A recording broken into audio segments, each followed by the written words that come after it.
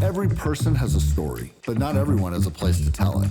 I'm Frank Swoboda. I've interviewed amazing people all over the planet. I want you to meet them. This week, the most interesting person you've never heard of is... I'm Jason Clark. I'm the most interesting person you've never heard of because I like to give away a lot of food. Well, Jason Clark, welcome to the M.I.P podcast. Thanks for being here. I am honored, Frank. Is this sort of like Conan O'Brien needs a friend kind It of is. vibe? It's exactly right. It's yes. I couldn't use that line because I'd be stealing Conan's. But Otherwise, I can say it. You could say it. Okay. That is one of the podcasts that I love the most. It is. Do you a good watch? one. Do you listen to that podcast? I've Do you listened. watch or listen? I guess you Listen. have to listen. Listen. I don't think he puts his mug on camera. I haven't checked, but I've listened to a lot of them. I have too. What was your favorite one? Oh my gosh. I have a couple that are really He good. has, I would probably say, I've just lost it. The guy who was on the Larry, Daryl, and Daryl, Bob Newhart. Oh my! He had Bob Newhart on. Yeah. He did. Yeah. I've got to go listen to that. You know, Yeah. Bob Newhart's son went to GU, Gonzaga. Oh, really? Rob Newhart, and he was the same age as a couple years older than me. Oh, wow. Yeah, Yeah. I know. And he's, Bob did the commencement speech at Gonzaga, of course, when his son graduated. Oh, that's cool. It was really cool. Did not know that. Bob Newhart was on there. Oh my gosh, timeless comedian. His Bill Hader's pretty good. That one okay. is pretty good. Yeah. Dana Carvey's is really Paul McCartney's. He just did one with Paul McCartney. Oh, well, I have to catch you. Because Paul has a new book with all these photos that he had Yeah. that he found. Like 50 years later, he found a bunch of photos that he took of the Beatles. And has an exhibit. It's unbelievable. And Paul's a heck of a photographer, too. Oh, I bet him and Conan interacting was very entertaining. Right. So you are the CEO of Second Harvest. The biggest question I have, this comes from Tyler, what was the first harvest and when will the third harvest happen? We're still sorting that out. We have a bunch of paleoarchaeologists working on the first question. At this very moment? Yeah, and there's a whole team. I feel like a past life, I was part of the first harvest. I don't know if that's true, but I sort of feel like that. No, Second Harvest is, as I understand it, and full disclosure, Second Harvest is a client of Corner Booth Media, so we should probably say that. Yeah. But it's one of the largest food banks or food distributors in the country. Am I correct about that? Well, they're one of the largest. One of the largest, yeah. We definitely have. There are about 199 food banks like ours across the country that are part of a network called Feeding America, and it's a pretty wonderful group of people trying to help folks facing hunger. So we've been working about 4 years together now, believe it or not, and we've produced a bunch of videos that are now approaching 5 million views. Wow. I know. Is that crazy? That's many of which star you, Jason Clark, on your hunger crusade that you have been somehow said yes to our crazy ideas. Why? Why would you ever say... it was, you made a pitch, Frank, and you were like, we're going to turn you into the dumb Anthony Bourdain. And I couldn't pass that up. And it also tackled one of the other biggest problems in my life is that I'm extremely forgettable. I am doing almost everything I can to get myself to stick in people's memories, and it's hard. I see people that I've known for years and at the store, and they'll be like, "Hey, Josh," it's hurtful. Well, we do say at the beginning of your episodes, I'm a slow-witted Scandinavian, is what you called yourself. Yeah, that's which is so totally not true. It's not. I mean, many people Scandinavian would debate. maybe, but not the many slow-witted people would part. debate. So you came. How did you get to Spokane? Because you're not from here. I'm not. You are now. Yeah. I mean, how many years have you been here? 21 years. No, you're not here from here. Man, you have to be 30. I think it's 30 years you get to be from in Spokane. 9 years. You got 9 years. 2032. Something to shoot for. Yeah. I'll do my best to survive. So I grew up in Missouri, and I actually, when I was in college, started volunteering at the local food bank. By the time I was 24, I was actually the executive director of that food bank. No way. Yeah, it was Wow. fun. For years, I was the youngest director in our national network, so that was kind of fun. How did that happen? Um, People died, or I wish it was that dramatic, but it was a small organization, much smaller than Second Harvest, and had a really great mentor there. And I worked there. I had a scholarship that basically paid me to volunteer, and I was at the food bank. that's cool. Yeah, and one of my professors was on the board, and when the other executive left, for whatever reason, I was bold enough to toss my hat in the ring, and I did it. And you're kind of built to do it, right? I think. Have you is this yeah. something you've loved the whole way, or like I really did fall in love with the work. It was interesting. I was a history major and minored. I took a lot of philosophy classes as well, and I actually thought I was going to go to grad school and maybe even a PhD in history, thinking about being a professor. I could see that. Well, The beard. I got the beard. I know you could do it now. Maybe this is your next career. Well, it could happen. You would be a great professor. Except for the fact that one of my professors pulled me aside and said, "Jason, are you really set up for a life of intellectual rigor? Maybe you're more of a man of action." And it was another one of those moments where it's like, wow, that was really hurtful. Was it? But I think right. I don't think so. Yeah. You're a man of action. What's wrong with that? No, it was kind of cool. The food bank thing for a lot of reasons really just worked for me, and I totally changed gears. I got that job. I went to a lovely grad school, Benedictine College in Atchison, Kansas. Cool. Kind of a cool Catholic university who will even accept Lutherans in a pinch. Whoa. And, yeah. Apparently they did. It was dicey. So Very dangerous. I got an MBA, and this is my long-winded answer to, by then I knew a lot of the folks in the Feeding America Network, and the guy who ran Second Harvest in Spokane actually got poached and went to work for the national organization. And he said he knew I was... Who was that? His name was Al Brisline. Okay. And Al was... What year would this have been? So Al left in 2002, and I started in Spokane in October of that year. Wow, 2002. Yeah. So you're over 20 years now. Over in two in this decades. gig. Wow. And 30 years in food So banking. in those 20 years, how much has this grown? This organization, or in terms of who you feed, and I don't know how you measure those things. Kind of, sure. I do, but Yeah, probably a few different ways we try to think about that. But, let's see, let me think back. I'm sure my numbers aren't perfect, but I think maybe our operating budget was just over $1 million. I think we had 24 staff. And most importantly, I want to say we were distributing maybe 7 or 8, maybe 9 million pounds of food a year.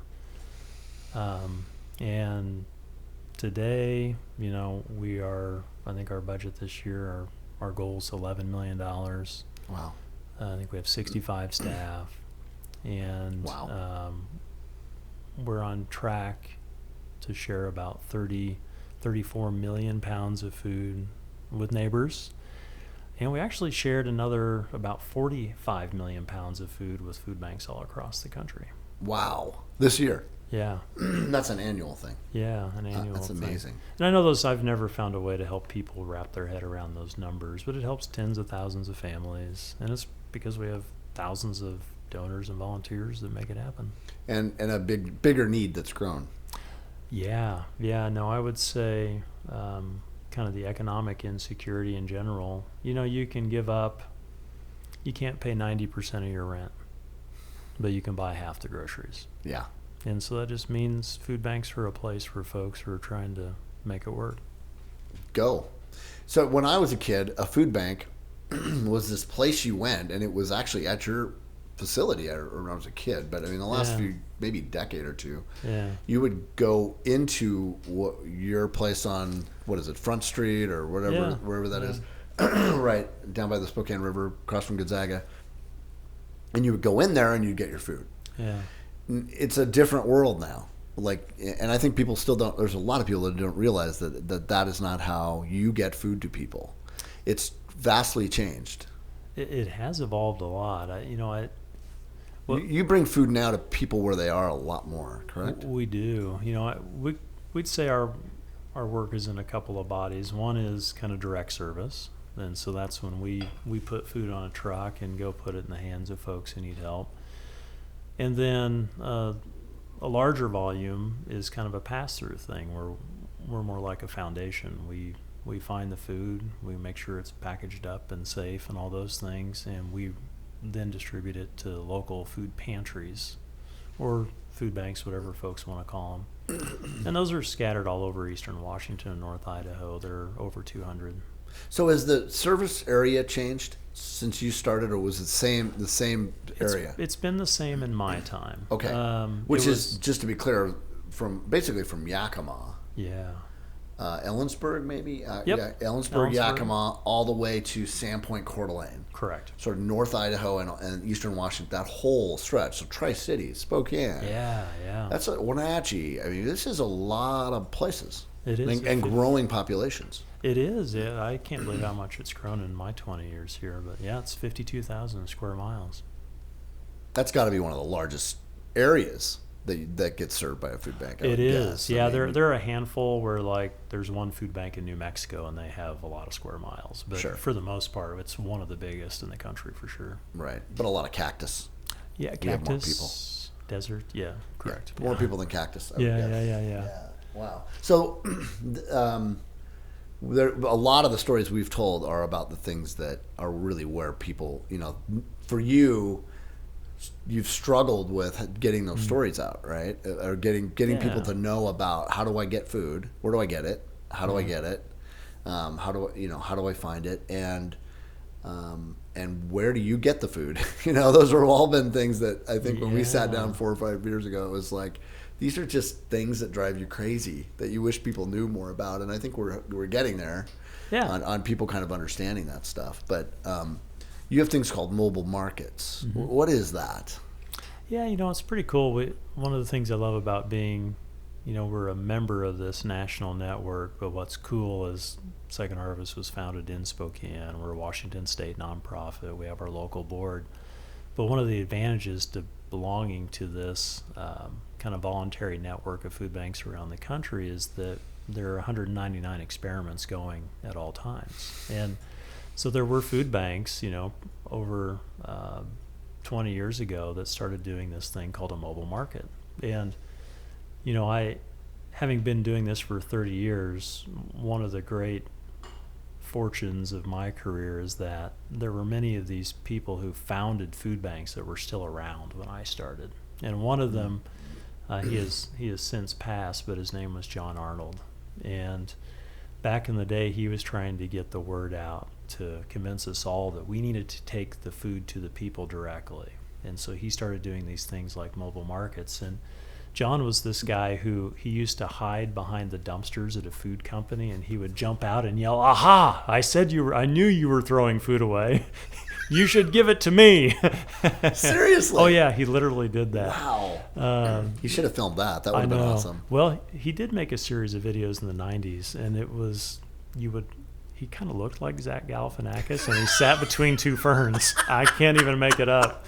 And he would kind of lecture about how we should do this. Probably the inspiration for Zach's It might have been. Maybe Zach saw it. Good, because we're gonna have a Between Two Ferns segment here before we end this podcast. Oh, I can't wait. Yeah, that's another one of my favorites. Okay, I'm just warning you. I'm prepared. Anyway, long story short, John is one of these guys who did this experiment, and we decided we needed to try something like this in Spokane. So in 2006. We basically found this one-time grant, bought a truck, and we started testing this thing. And I could be wrong about the numbers, but it wasn't much. Maybe that first year we did 20 events.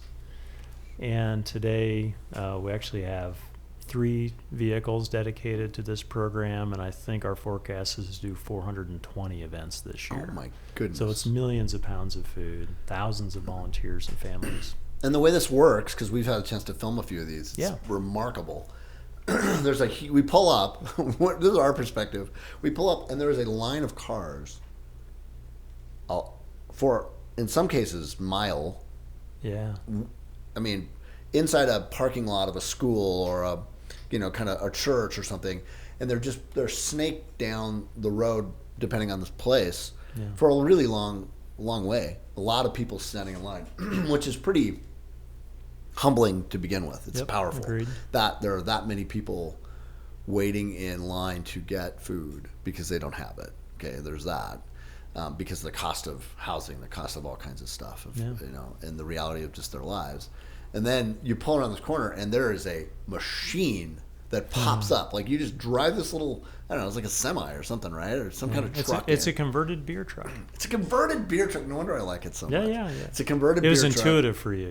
Totally. I know. I feel so close to this.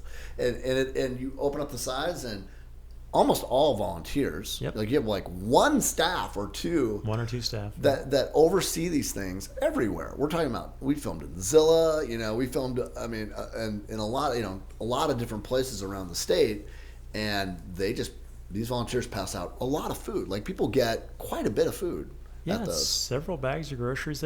We can usually serve, I'd say average is about 230 to 250 families.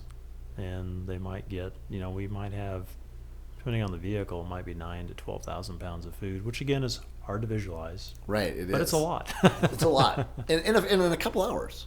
Yeah, in a couple hours. And it's just run like clockwork, and people are getting in and out of there. They're getting food, and you can see they appreciate it.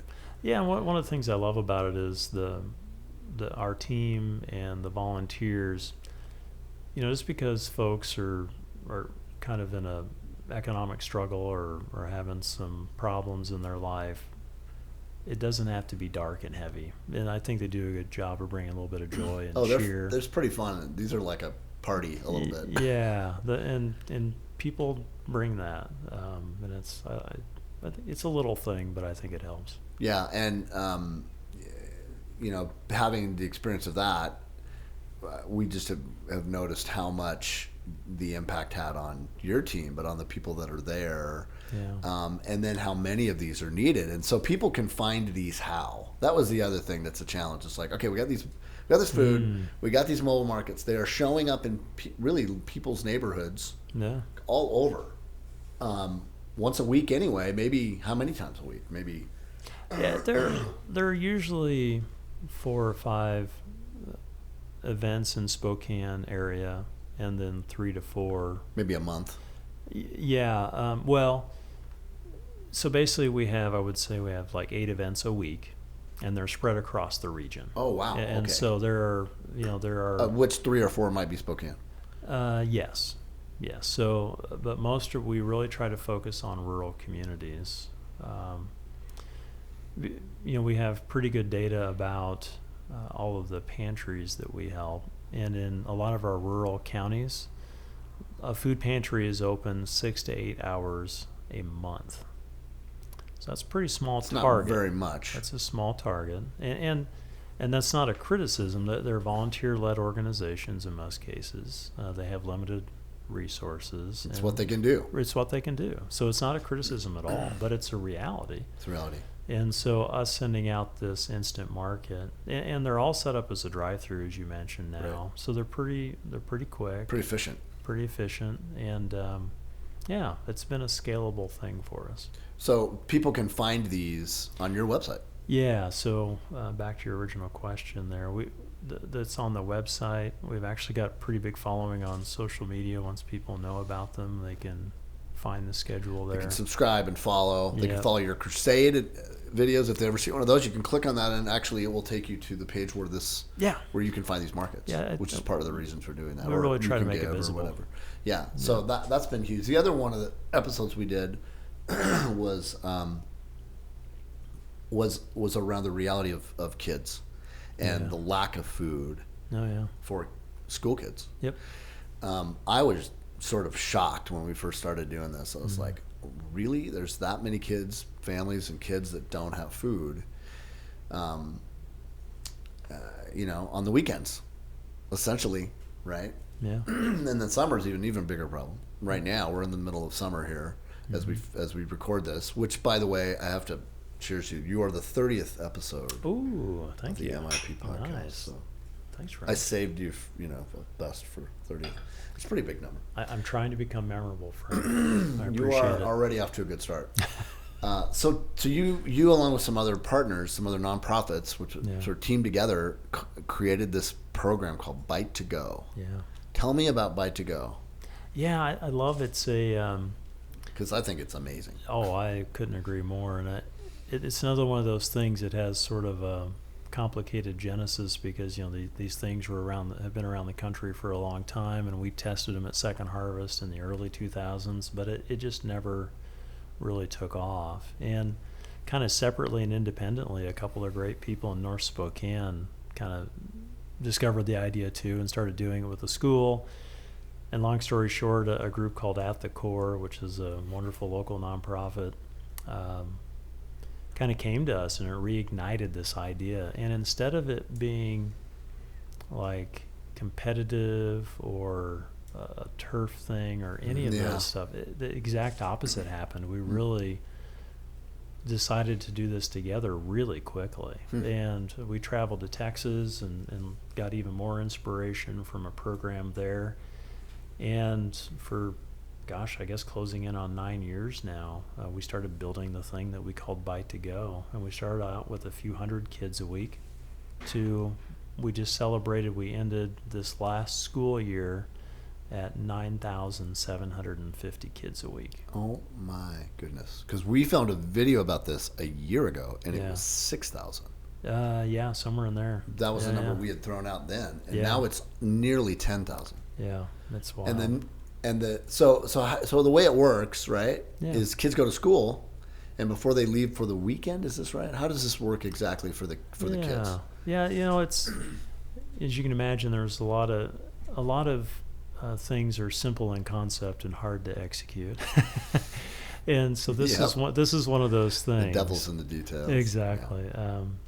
Easy to say, hard to do. But so the kind of the place we landed is you have to let the individual school figure out how they want to do this. I would say a good example of how it works is that school counselors and some trusted teachers become the ones who help identify kids that might need this help. Because that could be a tricky process. You don't want to embarrass anybody or shame anybody. Right. And hey, that's the kid who can't afford food. And parents have to sign a permission slip, and so there are lots of things. So there's some nuance to figuring that out. And then in terms of getting the food to the kids, I think everybody's been super thoughtful about that. And I would use my words. My description is if you go to a school where 96% of the kids are on the free lunch program, there's not much stigma. No. It's just kind of everybody's kind of in that reality. Right. So those schools, I would say they feel fairly open to me that, oh yeah, I have that, and kids share them freely, and it's not a stigma thing. Right. Other schools, there are low-income kids in every public school. Absolutely. And those things are a little more thoughtful, and usually it's you stop by the teacher's classroom at the end of the day, and the bag fits in your backpack. So I think it's handled in the right way. That's but cool. we let the school figure that out. That's cool. And then you have business. You brought business along with this. Yeah. That is, I think, a brilliant move. So you got education where the kids are. Yep. And then you have help. You need some help. For sure. To facilitate this. So how do businesses help, or organizations that care about this? Well, as an example, I'm pretty sure we spent like $1.1 or $1.2 million just on the food this last school year. And that is 100% sponsored by donors who adopt that school and take care of those kids. And the craziest thing, Frank, is, we're really proud at Second Harvest overall. We have like 44% donor retention. 54%. I think the national average is more like 40%. So we're already feel like we're doing well there. Bite to Go has like 97% donor retention. Wow. So yeah, because 54 is really good. Yeah. 97 is insane. 97% of the people that sort of help the program, and these guys they pay for, they in many cases donate for the food, and then they bring it to them and they pack it up. Yeah, that's the rest of the story that's cool. Down at the Wolf-Child Hunger Center, during the school year, you see a parade of cars come through a couple days a week, and they're the volunteers, often the ones writing the check to support the school or their coworkers or whatever. And they're picking up the food and they're delivering it to that school so it can be distributed. And they've every week. adopted these schools and they become part of that school. And yeah, and they do all these other crazy things happen, like they're doing coat drives or they're knitting mittens or they're getting involved in reading programs, and it's really cool. And some of these are churches, some of these are businesses, individuals. It's the whole range. And as the need grows, you need more of those. Yep. Yeah, the real challenge with the next frontier. We've done really well in Spokane County. I think we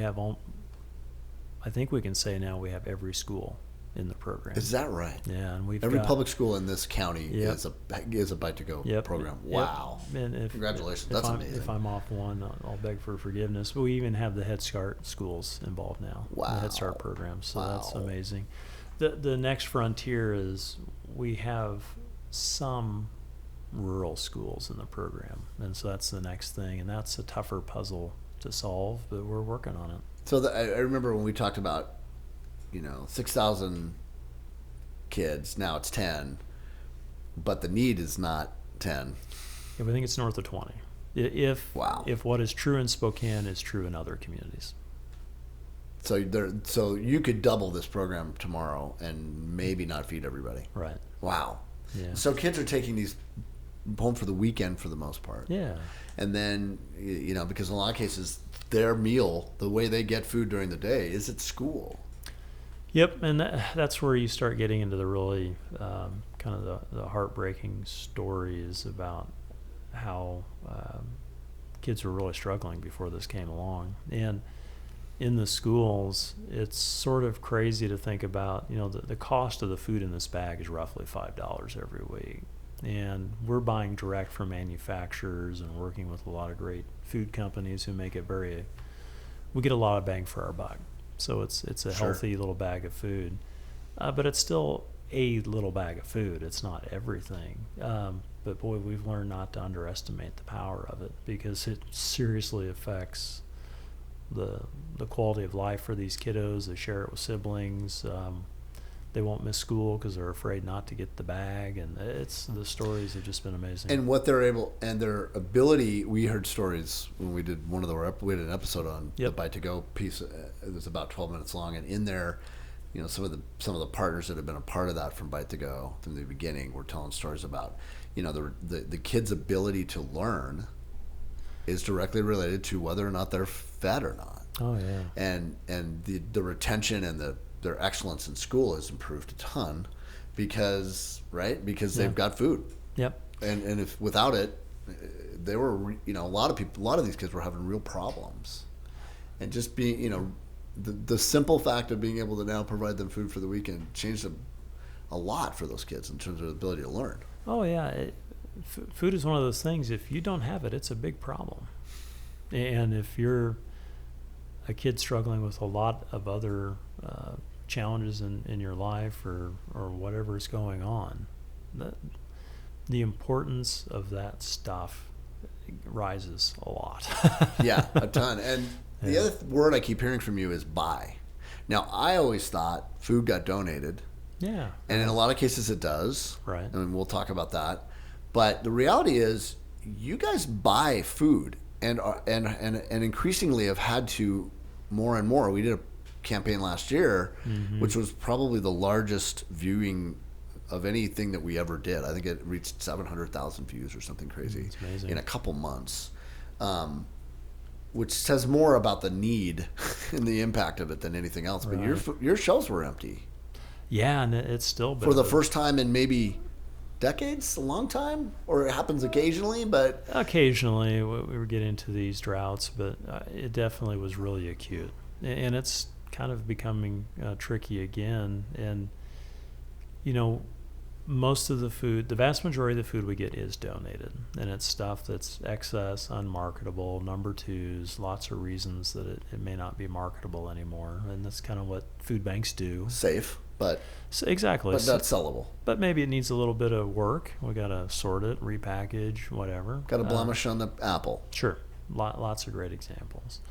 But that has shifted, and after the great kind of challenges of the pandemic, and there was certainly a lot of government food purchased, and that And gave inflation us hit and all that. then with inflation and just still kind of interesting supply chain challenges, and you throw a couple of droughts in and a couple of low crop yield years, and all of a sudden, The wow. perfect storm. Yeah. So our team has pulled out all the stops this year, and we managed to end up, we're going to be even compared to last year, but there are food banks around the country that are down 50%. So we feel Down. What do you mean by down 50%? their food volume is down 50%. So they have half the food to give. Yeah. Wow. Yeah. So we feel very, very fortunate that our donors in our region have kind of stuck with us no matter what. And you have, but in a lot of cases, you pay for food.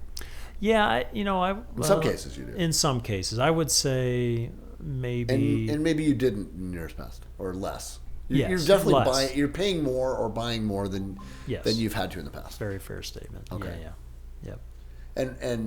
And that's got to be a different world. You're now negotiating for prices. Right. Yeah. Right? Yeah. Or we're buying things like we'll buy food in bulk when we can, like whether it's pasta or beans or rice. And thank goodness we have an army of volunteers. They repackage that. They repackage it. Amazing. So we can really get as much value as we can. How many volunteers do you have?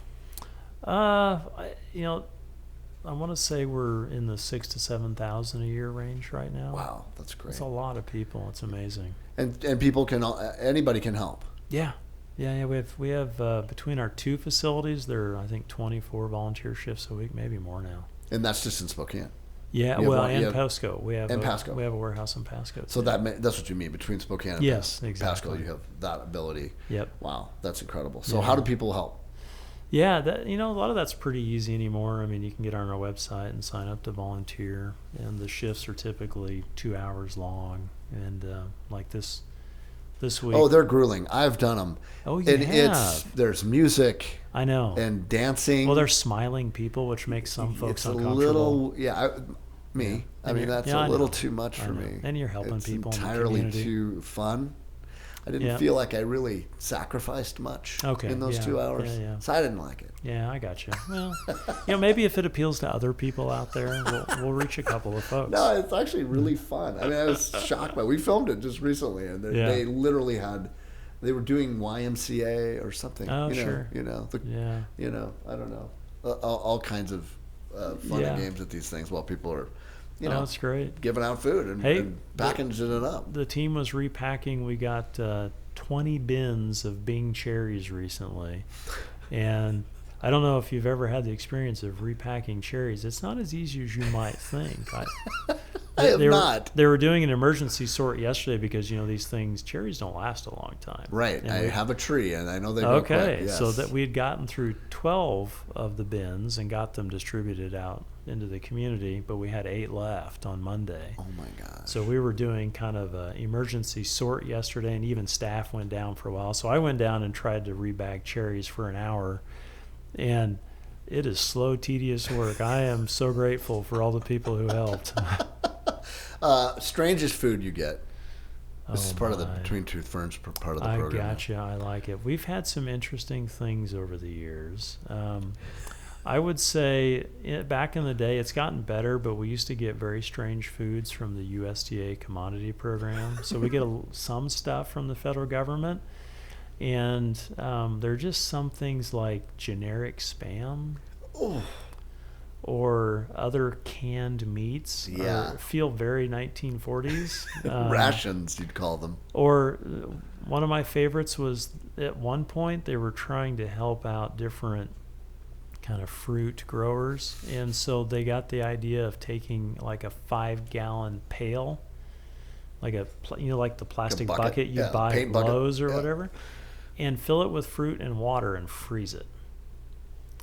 And so we would get these frozen just blocks of ice with fruit buried in the middle of it. So like a semi-truck. Boysenberry sickles. Yes. What? Or it might be like cranberries. Oh. Yeah, so some of those were sort of like, what are we going to do with this? Wow. This leads me now to one of the things that we hope to do an episode on at some point, which is the one I think that's your and my favorite and maybe nobody else's, is all the times you screwed up. Oh, boy. the experiments that went awry. Oh, there's so many. What was the one? There was one. It was like a sifter or something. Wasn't there some sifter? Wasn't there some kind of thing that you guys were like, hey, we can take this machine and we can sort stuff with it? What was that? Okay, yes, I know what you're talking about. Let's see if this is the story. I'm sure it is. So when I got to Spokane, again, the world is full of good intentions, right?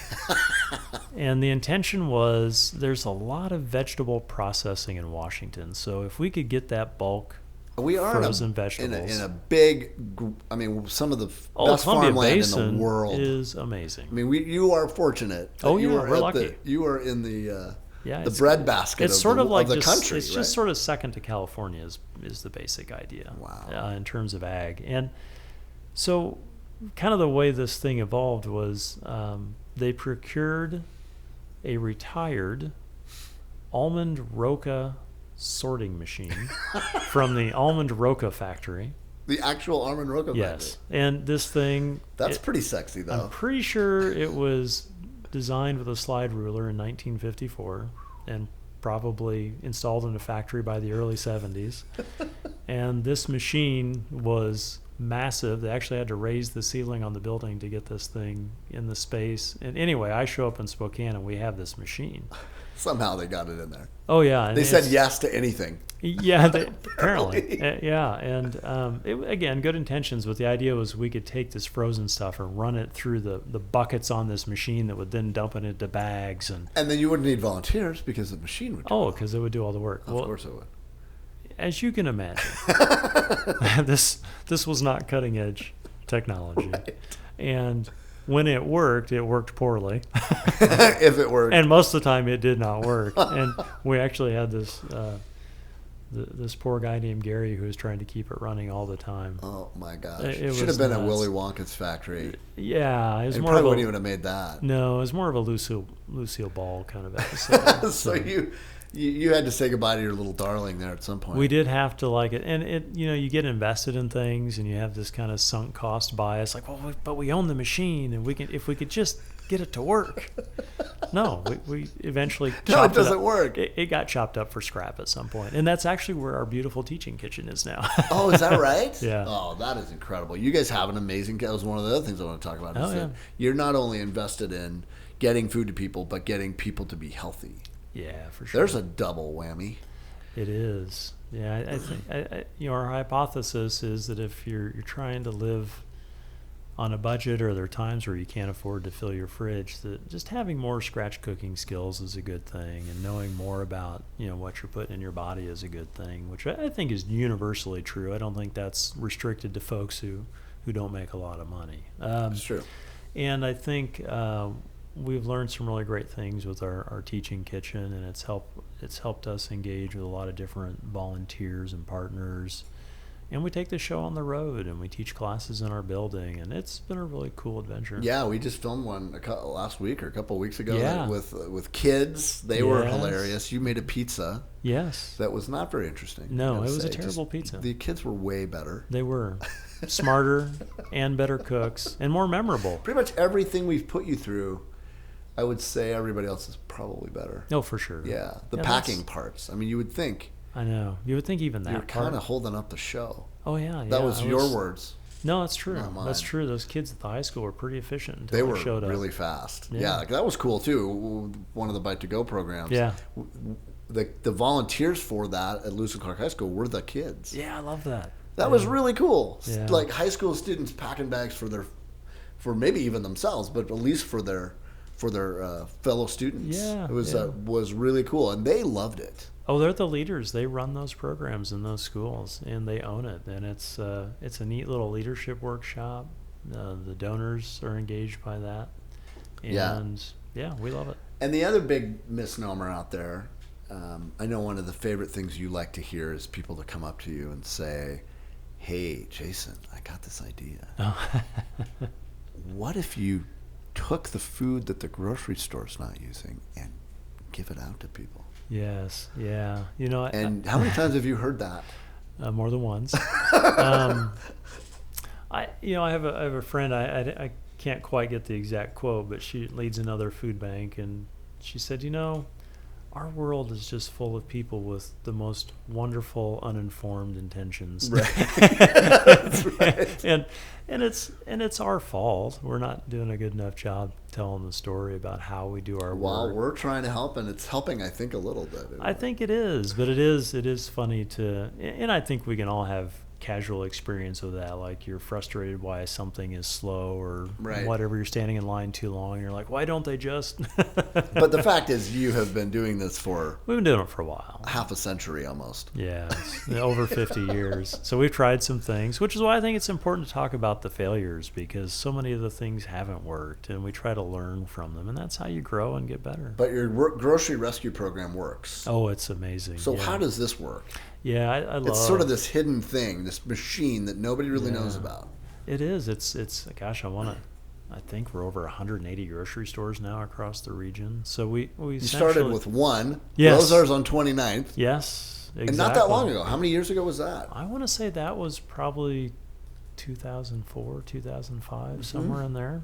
So not that many years ago, and it is now, as a category, our number one source of food. Is that right? It's going to be, I think I just saw the numbers this morning. I think we're going to be at 11.4 million pounds of food collected from grocery stores this fiscal year. Is that right? So that's a lot of food. 180 across your region. Yeah. So that's some in Sandpoint, some in all Yakima everywhere. or wherever. Everywhere. That's and, amazing. And all the big banners and lots of the locally owned stores. And essentially, to keep it really efficient, what we do is we have the relationship with the grocery store. We train store managers, get everybody on board, and they agree to collect things that are donatable to us.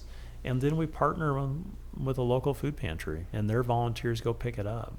So we don't centralize it. It's highly decentralized. It's very local, and it generates millions and millions of meals for people. Right. We filmed at the South Side Pantry, which is right by Trader Joe's up on Yeah. South Hill. Yeah. And an awesome church up there has donated this space. Yeah.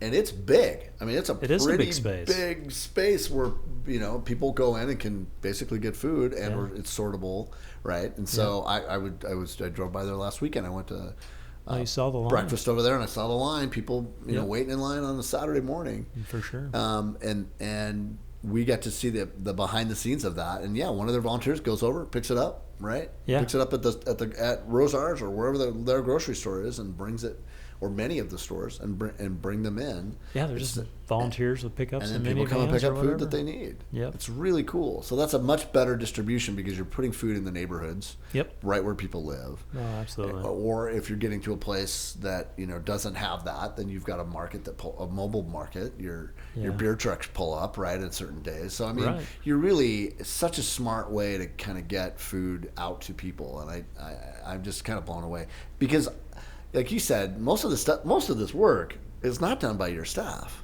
Right. I mean, you do not have a giant staff, really. Not for the scale of what we Not do. for the scale of what you're doing at all. It's pretty amazing, and I think it means more. It's probably better than if you were staffed, Oh, I because think the so. volunteers care. Yeah, they do. They're invested. Not that employees wouldn't, but there's Well, something about helping your neighbor, right? It keeps it efficient.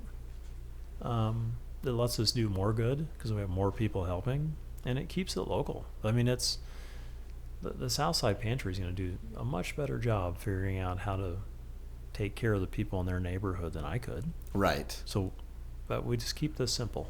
Yeah, that's probably the coolest part. Okay, now we're going to get to the most important part. Okay, Star Wars. Oh, Star Wars.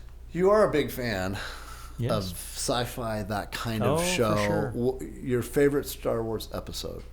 We're back to the Between the Two Ferns section. We're back between two ferns.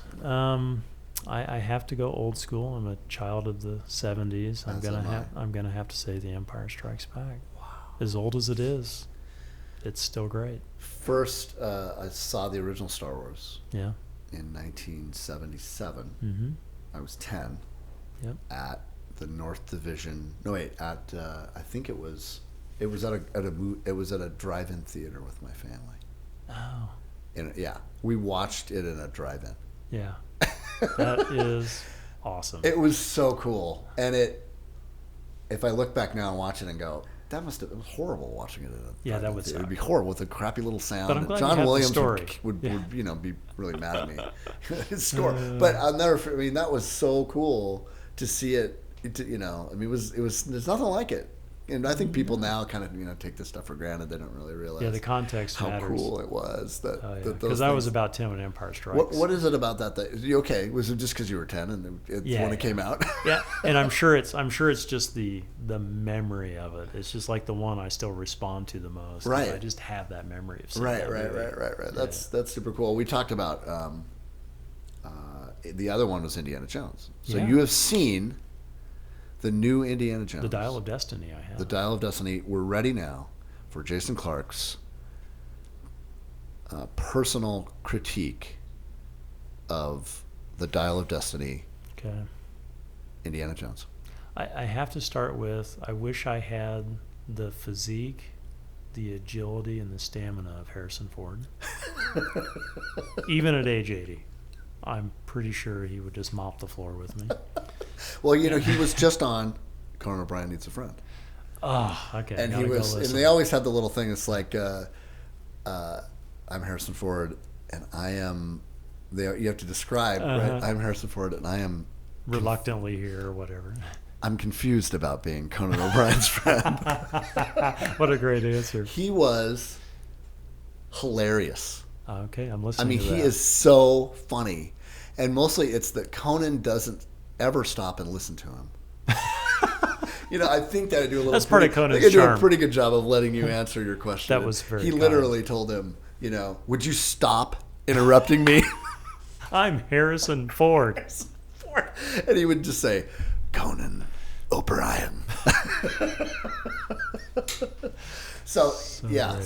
So what stars do you give this? I mean, how many? What do you say? Is it worth watching? I would say absolutely. I mean, I don't think it's going to take home all the big awards this year. But in terms of... Is it ever really? Probably no. But in terms of just like throwback, good popcorn, adventure from start to end, it was a satisfying film. But you have a connection to this film, I don't do. you? I have a connection to the Indiana Jones trilogy. Is it trilogy? More than trilogy. It's like Is it five? It's 5. So Holy it's like crap. Is that a septuplet? Septuplet. I have no idea. I do. Karen Allen, Oh, who she's was in this. Miriam, I Yes. believe is the character's name. Yes, it Was in is. the original Indiana Jones, sort of the love interest of Indy, right? Yes. Was also in The Basket, the movie that I helped produce and direct and create, write with many other people. She was our star, our lead star. What a catch. I totally think so. And she was a delight. And I do have a story. I may have shared this on the podcast. I apologize if I have, but she was not shy about talking about. Now this is she was in the first movie. She was not in the second. That's true. Kate Capshaw was in the Kate second. Capshaw, yes. Who eventually married Steven Spielberg, yeah. and is still married to Steven Spielberg. Yeah. And so there's that. But she told us stories at lunch. We're filming, and she was with us about 14 days, which was just a joy. Every second was a joy. She was just. Yeah. This is a woman who'd been in. Peter Coyote and her had been, I think, each in about 70 films, 60 or 70 films, which is a lot. So a pro. And she's a, theater trained actress, really, and had been in a lot of really cool movies. Worked with Woody Allen and worked with, just she's an actor. And a really respected one. Yeah. And just stunning and funny and smart, and really did a great job in the role. And she just at lunch sits down with me and a few other people and starts telling stories about Indiana Jones. Oh, wow. And we're like, what? Jaw are you drop. talking about? Yes. Yeah. Just like, tell us everything. And the first thing she said was, well, I did not, Steven Spielberg and Harrison Ford were complete jerks to me. Oh. So this may be disappointing. I'm sorry. Oh. Oh, boy. She said Spielberg would call her the girl all the time. Ouch. And this is a strong woman, okay? Yeah.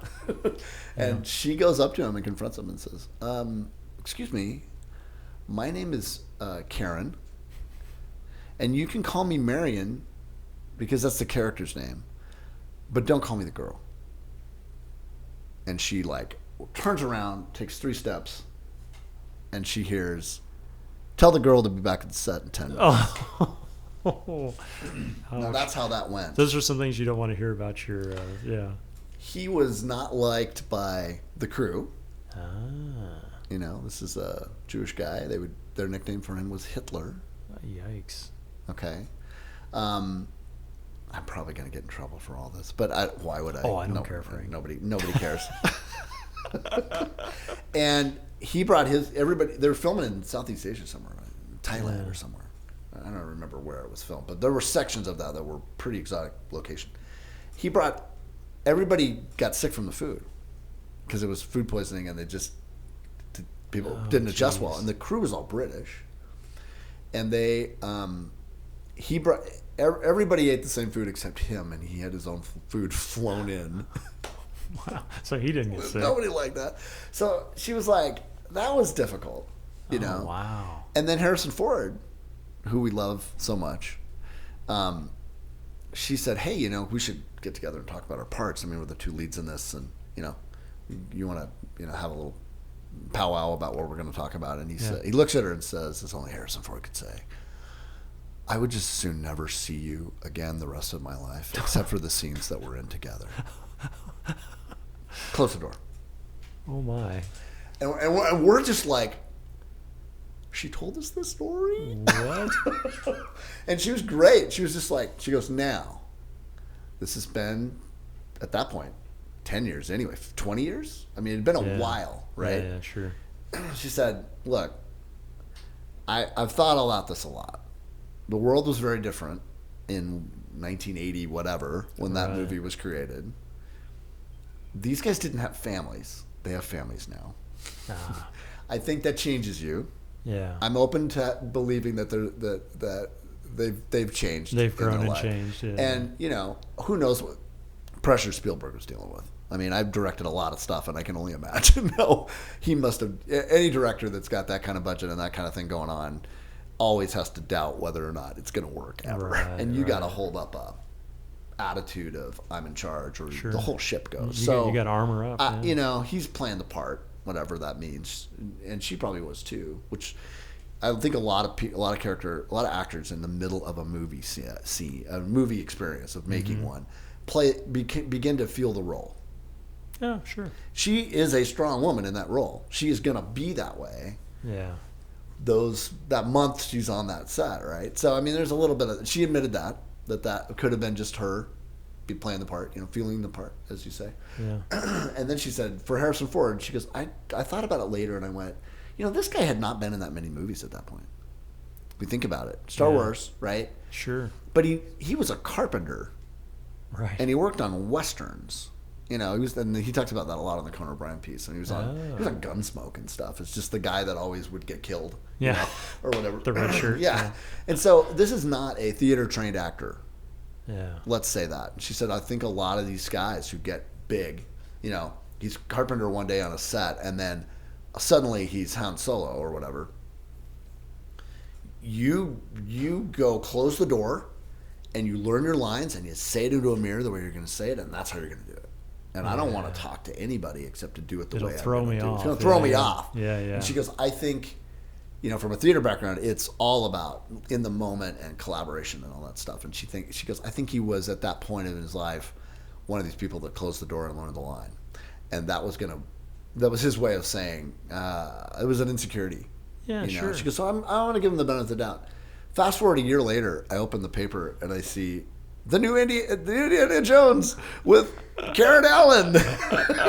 She's, you know, she takes the gig. She's in the third one. Okay. And, you know, and she's back in those movies, and she's in the one right now. Right. So whatever it was, I think they all got over it. They made peace with it. And she got paid a bunch. So what the heck? You take the check. But I've always loved that story because it just told me a lot about, like, no matter who you are, whatever, you know, people change and they grow and they whatever. And Harrison person for it. Just listening to him on that podcast, he is not that guy at all that he was then, and he's done 80 movies or something now, and he's going to hold his own no matter what. He's done a new series that's phenomenal. Oh, so, yeah, right. Anyway, there's my story. What do you think? I love it. Thanks for sharing it. Was that helpful? It was. Well, it's always good to remind ourselves to be generous. Yeah. Anyway. Well, I thank you for the critique because I want to go see this movie, and I'm an old school movie guy. I go to the theater.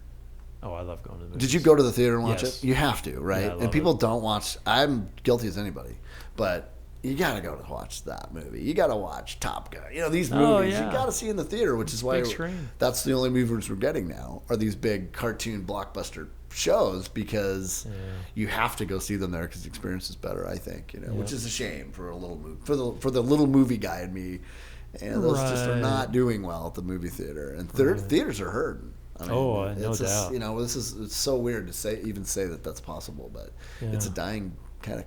It's been such a big part of so many of our lives. Yeah.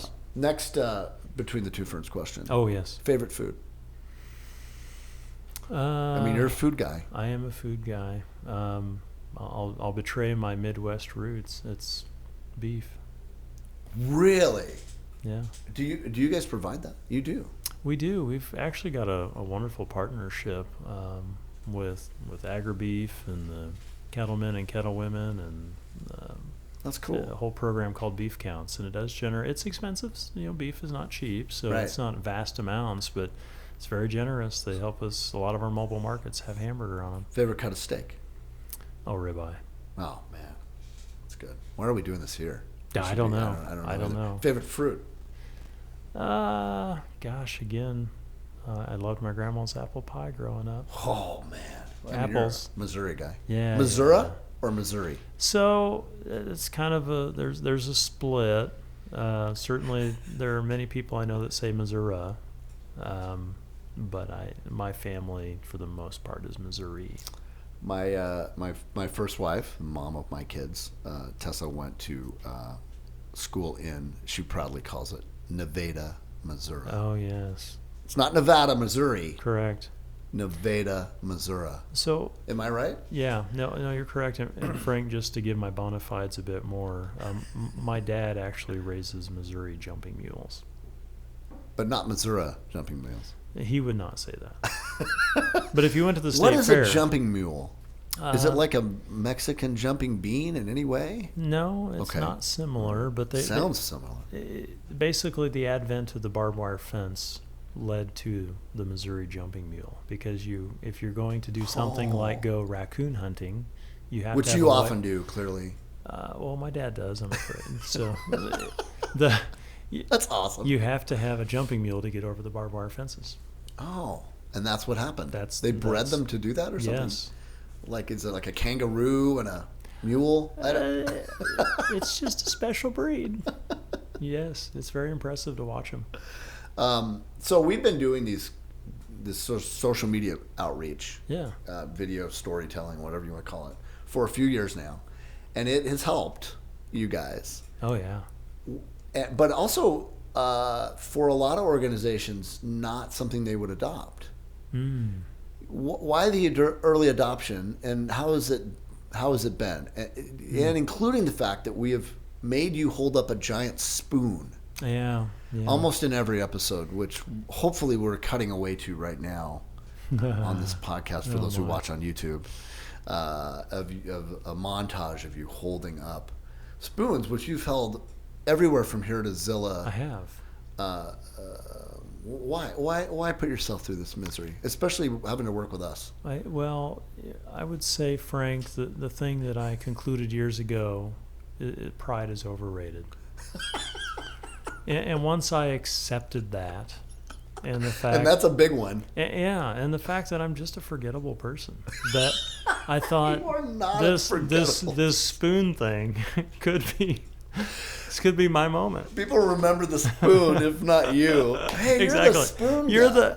Do you know the big where, spoon. No, it'd be like, do you know where the spoon is, Josh? Yeah, that's fine. It's fine.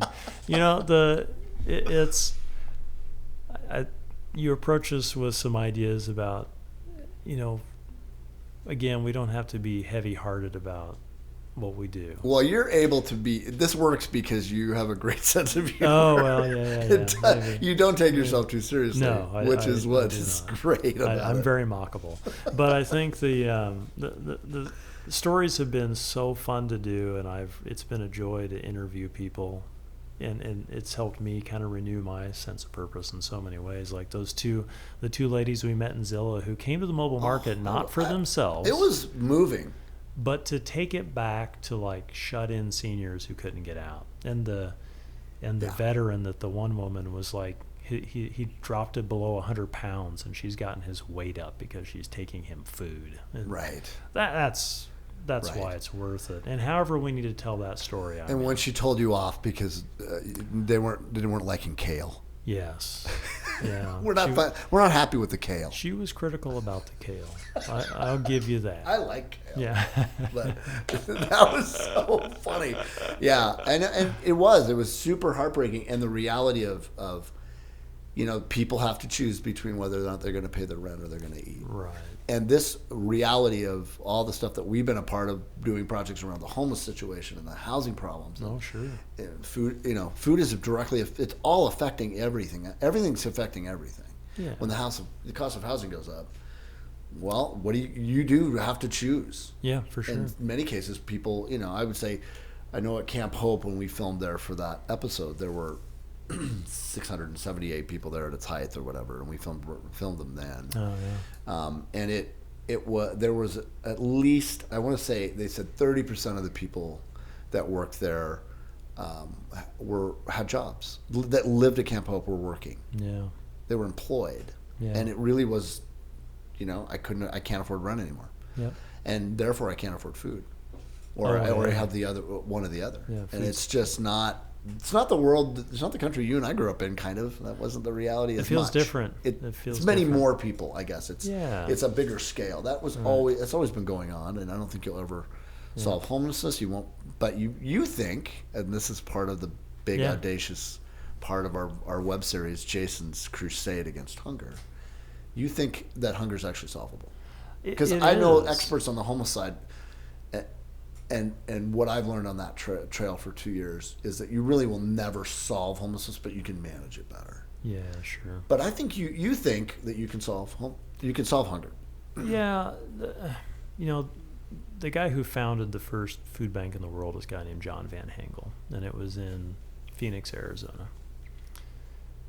And it was called St. Mary's Food Bank, which still exists to this day. It's a great organization. But there's this photo of John, like in the early years, and on the whiteboard behind him in this photo, this is just a photo, and it's sort of like, whoa, this is very poignant. It says, the poor shall always be with us, but why the hungry? And I think that really sums things up for me. We can put food in people's hands and make sure they're literally not starving. We can make food part of, it's a piece. It's not everything by any stretch, but we can take that worry away from a little kid on the weekend. We can help a family who's struggling to make ends meet right now. So, and it's a logistics problem. It's certainly an economic problem, but there is food out there we can save from being waste, and we can do some good with it. And so that's why I believe it is doable. The other big partner you have in this stuff is big agriculture. Oh yeah. You've had, we got a chance to go to one of the Yakima fruit. It's an amazing fruit plant with all these cool, sorting apples from everywhere. Machinery, dude. It was crazy how big that operation was. Yeah. What is that relationship like? Because you must have really strong sort of, because we are, like you said, probably the second biggest region in terms of agriculture that feed the world, literally. Yeah. What has that been like, and how they're another silent partner that probably doesn't get enough love, I don't think. I agree. I think most of them are pretty humble, hardworking folks, and they're feeding the world and certainly our nation in so many ways. And a lot of them are family-owned businesses that have been built over many like generations in many cases. And it's so cool to see how they do their work, and that so many of them are so generous. Yeah. Because it's not. You go into these facilities, you go into their farms. I mean, some of the numbers are staggering, and I won't even pretend to quote, but I mean, you're talking about tens of thousands of dollars to start an acre of an apple orchard. I mean, Wow. Stuff and the machinery in those buildings and the trucks and the equipment, it's vast. So we're really fortunate that so many of them are willing to give back and support the communities they live in. Yeah, that's great. And then the other kind of last thing I wanted to talk about was what I think is becoming a bigger problem with climate change as it changes. This idea that food waste is becoming is affecting the environment. Right. Can you talk about that in a way? Because I've we've been talking about that a little bit, but Yeah. I don't know it as much. But Sure. it's a problem with really the effects of climate.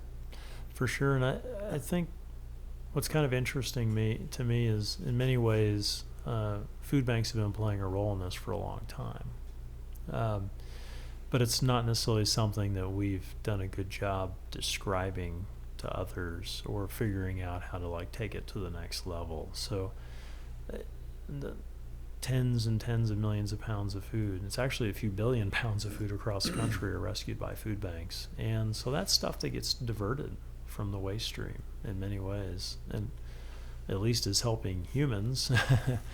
And I think a lot of people are doing as much as they can to start minimizing that, the waste problems, and I think that will continue to advance. But we can also keep partnering on how we also feed people while we do that. So that's kind of the next thing for us to really start digging into and figure out how we partner with more and more folks to both save food and reduce the impact on the planet. Big part of landfills are food. Yeah, there's a stunning amount of food that goes to waste, and it's a lot of different streams, and it's super complicated, but there are things we could be doing. That's great. Anything you want to leave us with that you wish people knew about Second Harvest or the work you guys do that we should know? I think about our founder, Kay Porta, on a pretty regular basis. So tell me about that, because this started literally in Spokane with a family. Yeah. So there's this really lovely human being named Kay Porta who worked at the DSHS office in downtown. Kay had read something about this idea called a food bank, which I had mentioned our founder earlier, but the first food bank in the world was 1967. In 1971, Kay Porta started one in Spokane, Washington. That was the year I was born, 67. Excellent. I'm as old as the oldest oldest food bank. That's great. Wow, that's amazing. Yeah.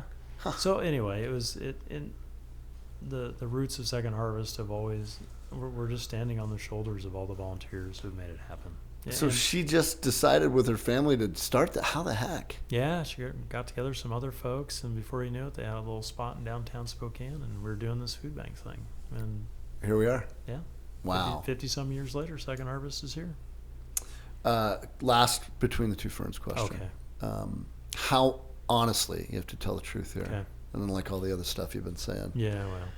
How many boxes of fishy crackers do you have at your house? Because you have access to a lot of food. Let's be. Come on, give.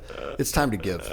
We know. We know that what is the one guilty pleasure that you're going through the stuff and you're like, because when I'm sorting that thing, there's some good food. Now. There is some good food that comes through. I'm like, oh man, those Rice Krispie treats look pretty good, and I know the kids are supposed to get them, but what is it?